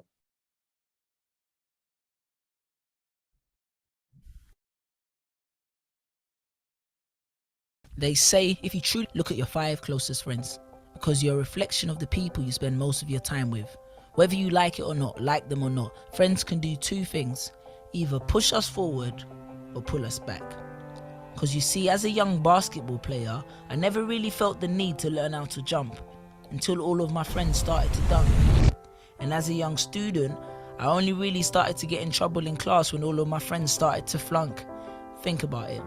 When you got your results, who were the first people you asked? So how did you do in English, maths and art? And you know that we always assumed our grades were okay, as long as we got more A's than our mates. But when it came to getting into college, did all of you guys get accepted into the same place? You see, that's why I say it's important to have friends with benefits. Because if they don't add to your life, then they subtract from it. And if they don't do nothing at all, that's just as bad, because breaking even isn't an exact profit. Listen, as humans, we look at our surroundings and learn to adapt to it. So if you surround yourself with bums, what do you expect will be the outcome? You end up full of shit, because life is too short to live for other people's ideas, and that's the harsh reality. And whenever I use the term friend, I add air quotes, because apparently I have 30,000 friends on Facebook, 200,000 on YouTube, 33,000 on Twitter, but when things hit the fan, all they ever did was like my picture. So wait, am I implying, contrary to popular belief, that you should only be friends with people that can help you? Yes, I am. People that respect your identity and decisions you choose to make indefinitely. People that can help you grow, because true friends are people that benefit you emotionally, spiritually, mentally, and regularly. Not a friend that calls you no fun. Just because you believe to enjoy yourself, you don't always need to get drunk. Not one that has sex and laughs at your virginity because you believe in integrity. Not a friend that smokes, that makes you the butt of the joke when you're opposed to conforming, although they know you're an athlete and understand how it affects your performance. Not a friend that puts you down 9 out of 10 times whenever you're in a crowd, but then becomes your best buddy when no one else is around. That's not a true friend. But at the same time, remember, one hand washes the other before they can both wash the face. So before you can expect good friends, you have to learn to be one yourself. And that involves having morals that you stand by and stick to. Because as Malcolm X said, a man that stands for nothing will fall for anything. So there's nothing wrong with having friends with benefits. So ultimately, both of you can find ways to benefit each other. Peace. Very well said. I like that. Yeah. Benefit each other, no question about it. And we do have some false friends out there at times, boy. I mean, it is the truth. You just never know. Your friends, as well as long as you do this, or as long as you are, agreeing to that, whatever. But as soon as you have that slight break, you find out who the real friends are, right? True. Yeah. I also like that whole notion of, your friends should be there to, push you forward, Right. And the same way with yourself, you're there Right. to help push your friends forward. Yeah, that's good stuff. I wonder where now he had, of course, to us an accent, and it sounded like he clearly from the continent, but he sounded like he's living in maybe England or somewhere. I'm not sure. Yeah, that's gotta be England. Yeah. Look like England. Okay. Yeah, I like that. That's one thing I like about that Chris is able to pull up videos from all over, and all thought provoking too. That's very well done. Yeah, so good. Anyhow, so don't forget this coming Sunday. We hope that everybody will come out. We're still gonna, put together our little panel of judges. It's from 2 to, I'm sorry, yeah. It starts at 12:30 and it goes until 4. And it's called the Youth Poetry Showcase. And remember that April is the month that we celebrate Poetry Month. We also celebrate autism. Young people who have autism, we, celebrate that month as well. And I bring that up because I have my daughter-in-law has created an organization called D&D Journey. There you go. This is a flyer for Youth Poetry Showcase. And don't forget, we're going to have some outstanding poets up there, some young people, 9th grade through 12th grade. I want you to come out and support them as they, compete for some cash prizes there. But also we're featuring Brother Tiger Rose. And Tiger Rose is an outstanding poet. Has been in this area now for a long time. And he has, done a lot of great things, as far as community activism is concerned. And his poetry speaks life to that. I was really pleased to meet his son too, by the way. He was only 10 years old, I think 9 or 10. And he's a fire plug. I mean, he really has a spark about him. That young man's going to go places. He was very, very articulate and very enthusiastic and everything. And then he said, I think you know my father. So he was at Tiger Rose. I say, okay. So he said he's been doing poetry ever since he's been about 2 or 3 himself. So this is good. So anyhow, and also a young lady from Scott School. She is going to be there. She's only in the 4th grade. She will be there to help, kick off our program. And then I understand poets like Janice Baldwin, who is one of our award winners. She won the AXO competition last year in poetry performance. And this year she came in 2nd place, but she did win also essay. She wrote the award-winning gold medal essay for the AXO competition. So she will be going to Boston, Massachusetts, along with some other great folks, and hats off again to the True program. True is an organization that has a lot of young people who are about the business of educating the community on the evils of tobacco and cigarette use, especially amongst young people. And so they do a lot of great work. They go up on the Hill and, lobby, I say lobby, but, talk to legislators and others. And they, go into the schools and everything else. And they're school students themselves. And they really are about the business of understanding just how dangerous, cigarettes and tobaccos can be. And so they make up, this past Friday, we meet them the first Friday of every month. So last Friday, we actually had them do a list poem. And they literally just listed all these things. And it was around their theme, of course, their theme being, anti-tobacco. And they did a great job. And then some of them actually just read, I'm trying to think of the young lady's name, last name is Smith, India Smith. India Smith, I believe, is the one who won the poetry performance contest for AXO this year. And she's done a lot of great work recently. She's won the World Affairs Council, the local Greater Harrisburg World Affairs Council's poetry and storytelling event. She won that. And then she was honored also by another organization. I'm trying to remember which one it was. So India Smith has really stepped up. She's a very fine poet. And we're looking forward. And I think she's a junior, but she may be a senior. But anyhow, yeah. And then Janice, like I said, is still doing her writings. And she just got beat out just by a smidge there by India. But she is also a gold medalist in essay. We had no gold medalists in poetry written this time. We did have a silver medalist and the bronze medalist, I believe, and then some other things. So, it's the WordShop is going strong for young people. We're still trying to hang in there with them and looking for other avenues. I understand there may be 3 young people coming from York County, York, Pennsylvania, York, city of York, for the program on Sunday. And so we're looking forward to them being there and participating. And if you didn't know about the contest is open for any student, grades 9 through 12. There's no registration fee or anything like that. You just come, let us know that you're going to participate. We actually have a little online application that people should be filling out, but you can fill it out right there on the spot. We have your information so we can tell you about other upcoming events. And we hope that you'll come out and, participate, get involved. It doesn't take anything to get up on that stage and to read. In fact, one person wanted to be there so badly, but they're going their way somewhere.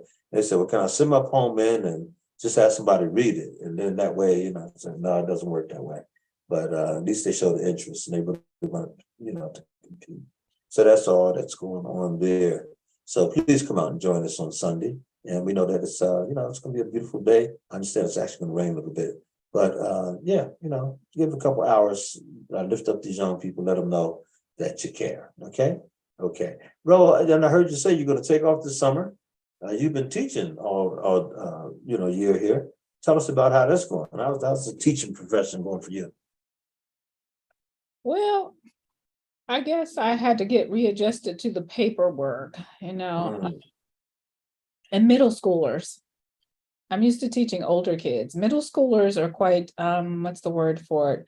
Rambunctious? I was going to say that word. Isn't that amazing? I was going to say rambunctious. You said it. Okay. Yeah, they Yeah. are. I mean, and it's funny because I'm doing a project now. I teach 7th and 8th grade English, but I also teach a careers class. And I have 2 students who have really taken hold of this project. We started a project management unit where they had to build a fictitious product, market the product, and now they're at a point where the whole school has become involved. I was surprised at the amount of support I got from the entire school. They have their projects out in the hallway now, and they're all numbered. They had to learn how to work in cooperative learning groups, Okay. complete this task. And now that they've finished, they're waiting for the vote to be cast of who has the best product. And once they've done that, the winning team has to write an acceptance speech. The other teams that don't win will have to write like one will do an introduction of the group that won. They'll talk about what they got out of it, and they'll move into public speaking with the last part of the unit. And the one girl who has really I am so proud of her. She came back to me after she went to another class. She's like, Mrs. Brady, I have this wonderful idea I need to tell you. I'm like, what is it? And when you get a kid who gets to that point, you realize that you've really grabbed hold of the way they like to learn. And she's been sharing and she's just like, she set the table up. She's made sure all the other kids have gotten their parts done. She comes and reports to me. I was just tickled pink. I said to her, you're doing an amazing job with this. And that's really, I think if you can reach one student and you see this spark of like, I'm really enjoying what I'm learning and getting a lot out of it, then I think that comes to the art of teaching. And I've received that this week. So. Amen. That's great. That's really good. That's a good report. Yeah, that's really good. Yeah, and every now and then there's that student that reminds you why you got into teaching in the first place, and you realize you're reaching them. Ain't that something? Yeah, so you. And you've been teaching down how many years, if you don't mind telling us? About 34. Wow. Isn't that something? And I don't know how you're 34 years old, but you've been teaching for 34 years. Yeah, isn't that something? That's amazing. Yeah. Yeah, that's great stuff. Great stuff. And we always say to the military people, thank you for your service, but we have to say it to our educators. Thank you for your service, And Queenie said 28. Okay, Queenie. 28 years in the trenches. Forget Queenie's a teacher too. That's right. Yeah, she just reminded us in 28 years. Now, Queenie, so what level, elementary, high school, junior high school? Excuse me, high school, 9th through 12th. Okay. Well, that's our target for this coming Sunday, that high school, age 9 through 12. And so now, what was do you have a particular concentration that you mostly work through? Some people are social studies teachers or, Special ed up until 2 years ago. That's right. Yeah, that's right. You just said. Now you said up until 2 years ago. You're more in administration now. Is that right? No, Oh. I thought I was going to retire, so I was like, "Oh, I'm just gonna play these last couple of years." But I found out I don't retire till 2026. But my job title now is Credit Recovery Lab Facilitator, and what that is when kids fail a class, they come to my class and take it online. Okay. They have so many weeks to get it done. Do all kids take advantage of it, or do they, some of them just simply Kids don't? that have, mostly it's 90% are kids that have failed the class. Yeah. The other 10% are seniors who need extra credit before May get here, and they're taking. Mhm. Yeah, okay. Yeah, used to have a credit recovery. I mean, it became quite a thing at one point. People were saying, should we have credit recovery and all this kind of stuff? But you know how many students we would lose if we didn't have it? You know, that's what I think of. I'm like, you know, we're trying our best to, you know, help these young people. Because sometimes when you're young, you just don't get it. You know, you don't understand how you're really affecting your future by your actions now. What So, this quarter, I have 4 classes, and I have 76 students. 76? Yes. Ouch. Oh man. That's a lot of kids. Jeez. Okay. Well, I'm glad they're in recovery, you know, and hopefully they, you know, the ones coming from behind them will look at that and say, oh, I don't want to do that, you know, I want to get, but I don't know. Yeah. I read this. Do they still have summer school? Sir. Do they still have summer school? Yes, it's different types of summer school. But yes, they do. You said it's different kinds? Like summer school, and then there's credit recovery summer school, and then there's content recovery. Oh, wow. Okay. But it's about an average amount of any full-time teacher would have about 70 kids for the entire day. It's just not one class. I have Okay. Okay. at least, Mhm. probably at least 55, 60. Yeah, that, you know, even after I said about the 70 something, but yeah, you're right. Yeah. And Not that many. mhm. Now, private school doesn't have that many, but I remember being in public school and having, in some years, it's 70 kids, but you know, private school is smaller. But yeah, I have taught 70 kids before. Oh, yeah. It's Oh, I what can you only said. imagine. Mhm. Especially in more recent years, right? Because, yeah. Mhm. Now, what district are you in now, Ro, or you're in the private school now, aren't you? I'm at Harrisburg Christian School. Oh, you're at Harrisburg Christian. Okay. Uh-huh. I didn't realize that. My kids went there way back in the day, you So know. did my daughter. Yeah, she went there from 3rd grade to 5th grade, and then she went to Londonderry for a while, and then from Londonderry she went there. Mm. Mhm. Oh, and I have to say, my school just made Palmetto's Finest, which we are the best high school in South Carolina. Go Ooh. ahead. Wow. We just made that. We just found that out like about a couple of weeks ago. That's Fantastic. only because you're there, Queenie. There Yes, you because go. of me. Uh-huh. Yeah. But that's quite an accomplishment, though. That's great stuff. Yeah. And what's the makeup of your school? You know, tell us your demographic. Oh my goodness. Oh goodness. It's in a it's in a very nice neighborhood. I'll say 85%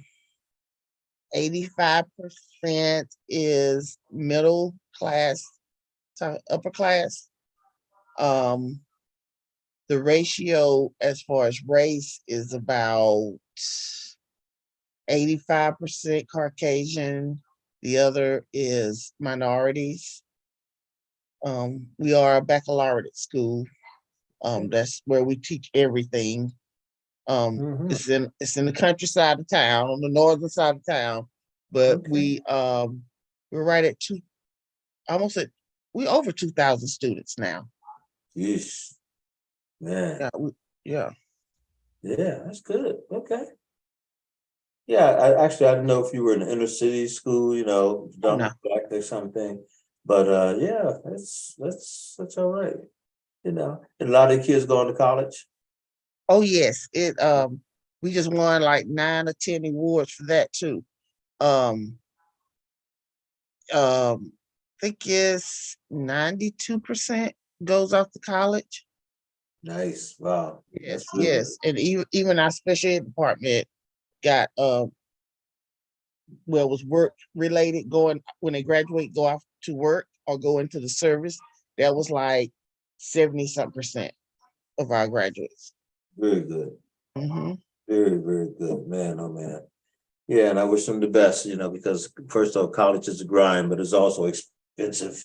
But the reward at the end, you just got to keep that in mind. It's still one of the best options in the world. So, go students, go for it and make it work. Make it work. Yeah. Any major plans for the summer, Queenie? I was going to do summer school, and I thought about it last week. No, not doing it. I'm just Yeah, gonna chill. yeah. I'm just gonna chill. But then I don't know. Right now it's a no.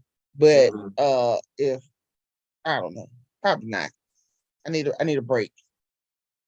Yeah, that's important to get that, what they call it, self-care, because we could pursue the dollars and all that kind of stuff, but after a while you say to yourself, is this really worth it in terms of my, Mhm. physical health, mental health, social well-being, all that. Yes, indeed. Kind of Yeah. the same thing. What did I want to do this summer? And I thought, I said to Theo, I don't think I'm gonna work this summer. He looked at me weirdly, like, really? Mm. I was like, yeah, I think and then I said to him, I said, I'm gonna be at home bugging you the entire summer. Won't you be excited? He's like, oh, yeah, okay. Yes, indeed. Well, you guys have been married long. How long you been married? 2 years. About 32 years. 32 years. Wonderful. That's beautiful. Yes, indeed. He's an incredible man. He's doing great stuff. Yeah, I told you he is now the executive director for Nickel. No, okay. Yeah. Yeah, and he's also on their council he was appointed by Biden for this council. Mm-hmm. Yeah, he's Mm-hmm. pretty busy. Yeah. So I was like, oh, okay, we have this new job. So I was thinking working this summer. Go back. Yeah. But you'll be working, you'll be writing, so you'll be. Yeah, that's really what I want to do the entire summer. Mhm, mhm.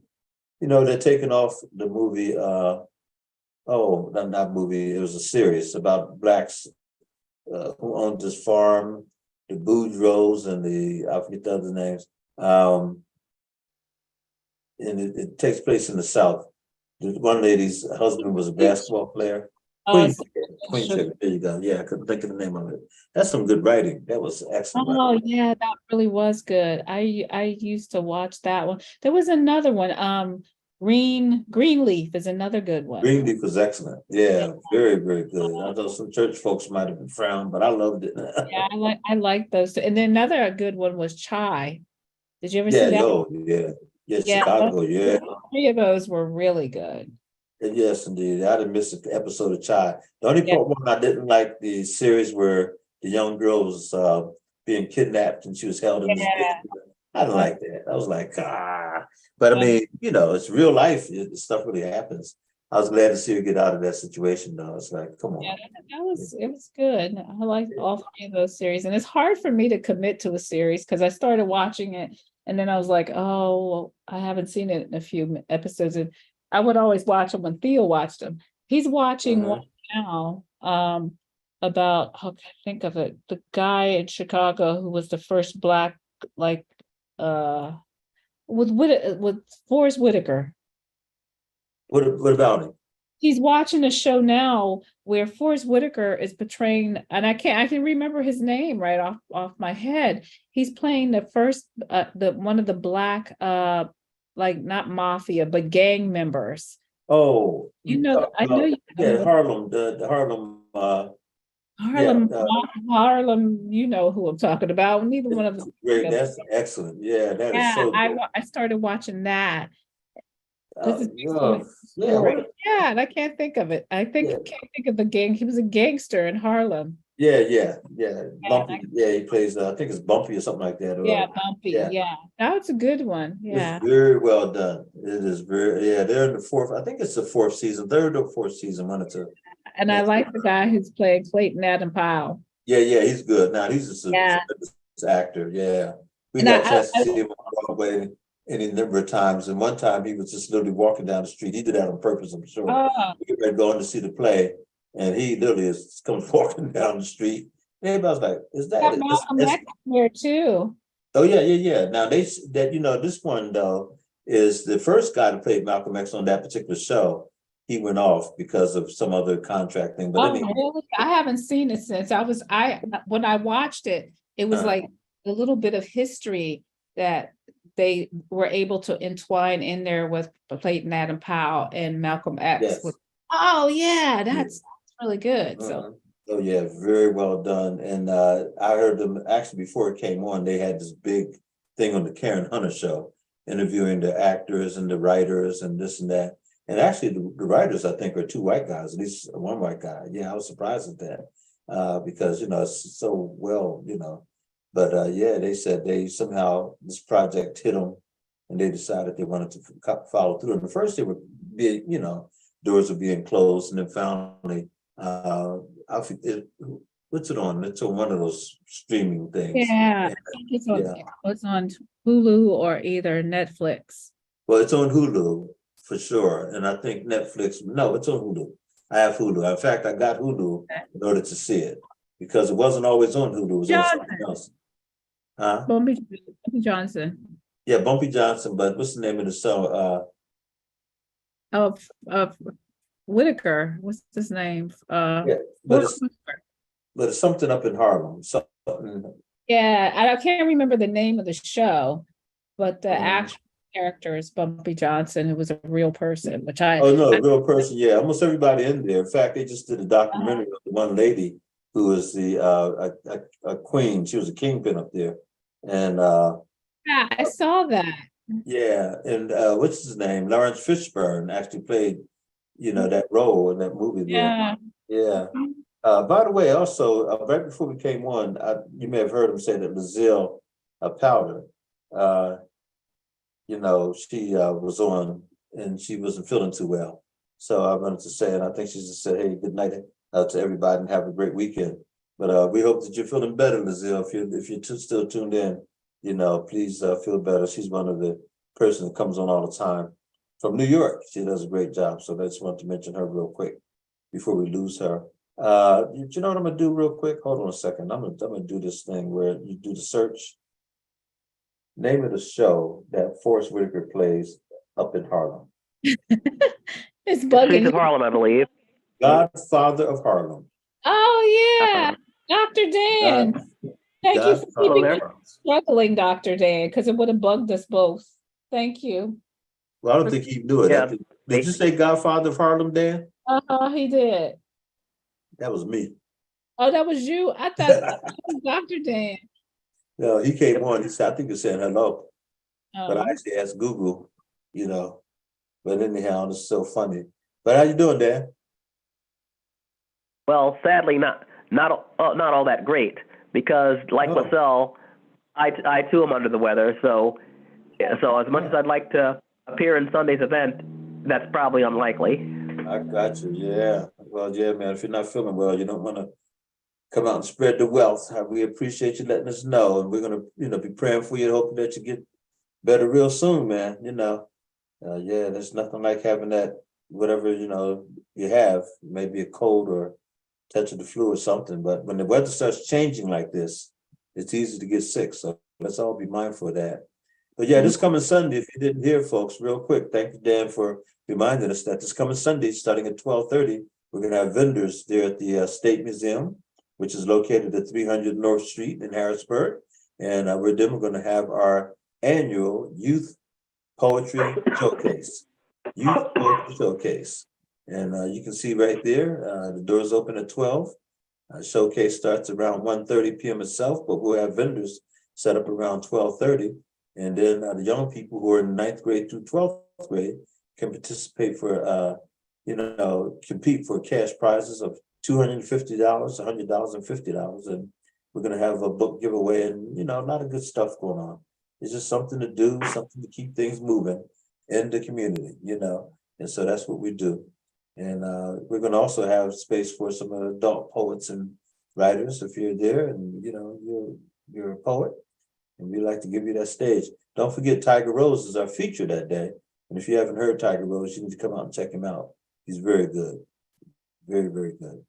And the same thing with the young lady from Scott School. We've heard nothing but great things about her. And she's only in the 4th grade, and she does spoken word. Looking forward to that as well. Don't forget, there's some other great things coming up. May the 13th, we're going to have a pre-Mother's Day celebration sponsored by the Writers WordShop and Life Esteem. And we're going to have, a sip and paint area. And this is going to be on the outside. We're going to have a bingo game going on. We're going to have some live music taking place. Some poets out there doing their thing. And some singing and all that kind of good stuff. And just great day. And that's strictly for adults, by the way. It's going to be kind of an adult only, grown, and they always, what's the phrase they use all the time? Grown and sexy. Well, I don't know about all that. But the grown-ups will be celebrating Mother's Day one day before. And that will be at 900 South Arlington Avenue. 900 South Arlington Avenue. The Pennsylvania Council of Churches will be outside. If the weather's permitting, we hope it will be. And that starts at 2 and ends at 6. We're going to have all kinds of prizes and giveaways. We have a great sponsor in Giant Foods, as well as Aetna Insurance Company. Both of those sponsors will be stepping up and helping us out in a lot of great ways. And we're going to have food too, by the way. I meant to mention the food. Can't forget the food. And so anyhow, that's what it's about. I'm going to ask Brother Chris, if you don't mind showing us one more last video for the night. And then we're going to say our goodbyes and everything. And, and hopefully, God will bring us together again next week. Here we go. Breaks.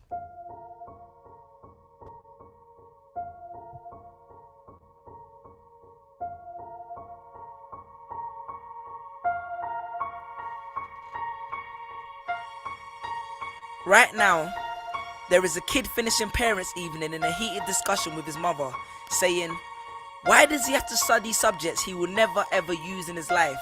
And she will look at him blank-eyed, stifle a sigh, think for a second, and then lie. She'll say something along the lines of, to get a good job you need a good degree, and these subjects will help you get a good degree. We never had this opportunity when I was younger. And he will reply, but you were young a long time ago, weren't you, Mum? And she won't respond, although what he implies makes perfect sense, that society's needs would have changed since she was 16. But she will ignore him, grip his hand more sternly, then drag him to the car. But what she doesn't know is that she didn't ignore him just to shut him up. She didn't lie because they were just returning from parents' evening and an argument in the hallway would look bad on her resume. She won't lie because she's just spent the last 1 hour convincing a stern-faced teacher that she will ensure that her child studies more at home. No, she will lie simply because she does not know any better herself. Although her whole adult life she has never used or applied Pythagoras' theorem, pathetic fallacy, and still does not know the value of X, she will rely on society to tell her that her child, who has one of the sharpest minds in the school, is hyperactive, unfocused, easily distracted, and wayward. Students, how many equations, subjects, and dates did you memorize just before an exam never to use again? How many A grades did you get which were never asked for when you applied for a job? How many times have you remembered something 5 minutes just after the teacher said stop writing, only to receive your results 1 month later to realize that you were only 1 mark short of the top grade? Does that mean remembering 5 minutes earlier would have made you more qualified for a particular job? Well, on the application form it would have. We all have different abilities, thought processes, experiences, and genes. So why is a class full of individuals tested by the same means? So does that mean Sherelle thinks she's dumb because she couldn't do a couple of sums? And if this issue is not addressed properly, it then becomes a self-fulfilling prophecy. Then every school has the audacity to have a policy on equality. The irony. Exams are society's methods of telling you what you're worth. but you can't let society tell you what you are, because it's the same society that tells you that abortion is wrong but then looks down on teenage parents, the same society that sells products to promote natural hair, looks and smooth complexion, with the model on the box half photoshopped and has fake lashes and hair extensions, with pastors that preach charity but own private jets, imams that preach against greed but are all fat, parents that say they want educated kids but constantly marvel at how rich Richard Branson is, governments that preach peace but endorse wars, that say they believe so much in the importance of higher education and further learning, then why increase tuition fees every single year? I believe Miss Jefferson when she took me into the office and said that my exams would be imperative to my success, because we was taught to always follow when Miss Jefferson led. But then I took Jefferson out of the equation and learned to think for myself. I realized we was taught to always follow when Miss led. The irony. Test us with tests, but the finals are never final, because they never prepare us for the biggest test, which is survival. And what I suggest is fairly outlandish, so I do not expect everyone to understand this, except for the kids who knows what it feels like to be worth no more than that D or that A that you get on results day, and the ones whose best stories were never good enough for the English teacher, because apparently you missed out key literal techniques, did not follow the class plan, and the language was too informal for him to understand. But then he'd reference Hamlet and Macbeth, and you'd fight the urge to express your contempt by partially clenching your fist with only your medius finger left protruding in the middle of your hand, and then asked if he was aware that Shakespeare was known as the innovator of slang, or the kid at the back of the class who thinks, why am I studying something that doesn't fuel my drive? But then when confronted with a maths problem, his eyes come alive. So this one is for my generation, the ones who found what they were looking for on Google, the ones who followed their dreams on Twitter, pictured their future on Instagram, accepted destiny on Facebook. This one's for my failures and my dropouts, for my unemployed graduates, my shop assistants, cleaners and cashiers with bigger dreams, my self-employed entrepreneurs, my world changers and my dream chasers, because the purpose of why I hate school but love education was not to initiate a worldwide debate, but to let them know that whether 72 or 88, 44 or 68, we will not let exam results decide our fate. Peace. Ooh. Put it together. That's pretty well done. That's all right. Next week it's yours, Ro. You're gonna do the hosting for us next week? What's the date? That is the 20, no, that's the 21st. That's the 21st, yeah. Day is what, 14th? Yeah, 21st. Oh, it should be good. We don't have any rehearsals on Fridays. Okay, well, if you can, we talked about it before. And, I can't do anything during tech week. oh, I hear you. That's right. Yeah. That's But right. Gotta yeah. do that. So Um, let's get you on for the 21st, and then we'll do the countdown to the hair story and see whether or not I can grow somebody in, and we'll be good. We'll be good. Well, listen, it's that time. Brother Chris, thank you so much, man. All the videos were good on the money as usual. And we appreciate everything you do. And we hope to see you next time here on Dividers WordShop, everybody. Have a blessed day and a great weekend. Okay, see you, Ro. See you, Queenie. The same. Okay, see you, Doc.